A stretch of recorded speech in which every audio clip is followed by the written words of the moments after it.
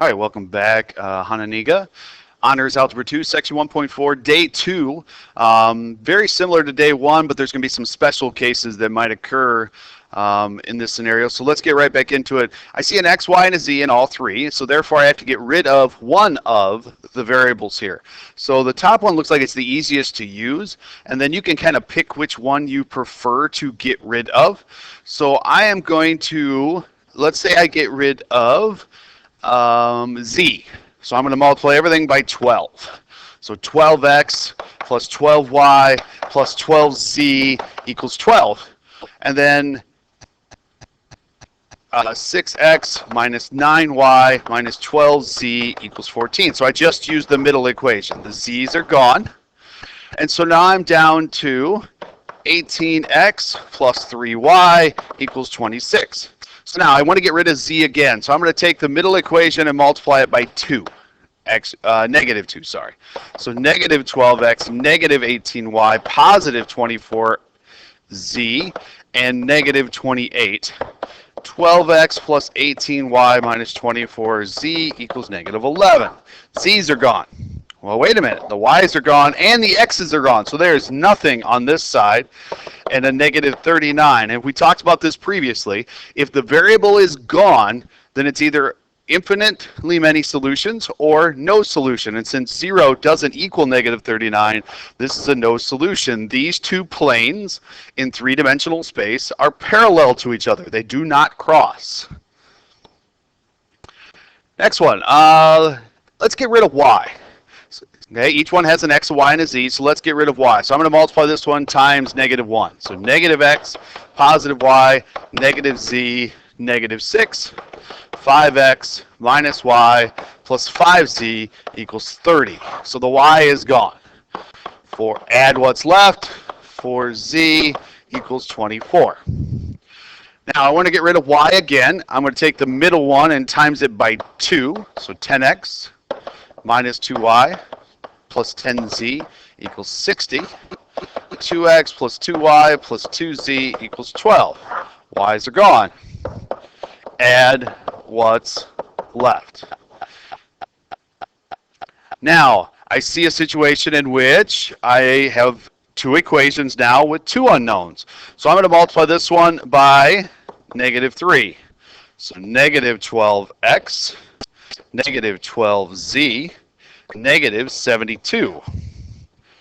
X is gone, Z is gone. All right, I got a 0 on this side, and 72 minus 72 is still 0. So now it's a situation that this equation is actually true, meaning two of the planes had to be the same plane, and therefore there is infinitely many solutions. Now the infinity symbol, those of you who didn't know, the infinity symbol looks like a sideways 8.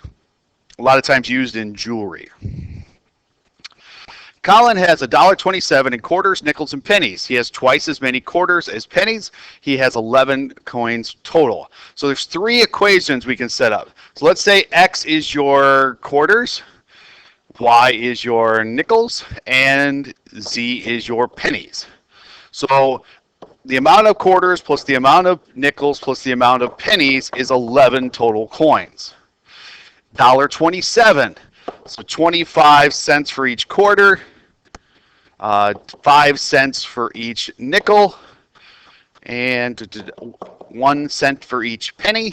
That's a Z, and adds up to $1.27. I'm going to put an asterisk by that one because I'm going to change that equation in just a second. And then the last one says he has twice as many quarters as pennies. So if I take the number of pennies and double it, it would equal how many quarters there are. So it's twice as many quarters as pennies. So that was a tough one. I did put an asterisk by it, and here's why. If you have a situation in which you have all decimals, you can always multiply by 10 or multiply by 100 as long as you multiply everything. And so I'm going to multiply by 100 so that I move each one of these 2 decimal places. So now I don't have a decimal anymore. So again, anytime you have a decimal or a fraction in a particular question, you can always multiply everything to get rid of that particular fraction or decimal. So I'm going to cross that one off. x is equal to 2z. So what I would do is I would go ahead and do substitution. Like I'm going to put 2z in for that x, and I'm going to put 2z in for that x, and now I'm going to be down to 2 equations and 2 unknowns. So if I put 2z in here and add like terms, y plus 3z equals 11.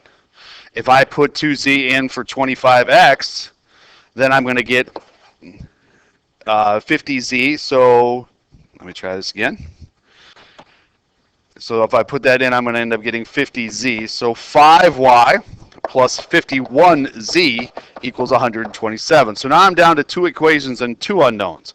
I'm going to multiply the top equation here by negative 5. So negative 5y, negative 15z, negative 55. Positive 5y, 51z equals 127. Cancels. 36z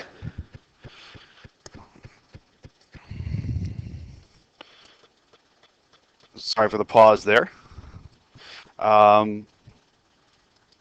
72 divide by 36, z would equal 2, which if z is 2, and I know that 2z equals x, x has to equal 4.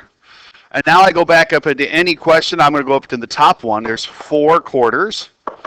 Y, 2, and there's a total of 11 coins. So what's that mean? I have 4 quarters.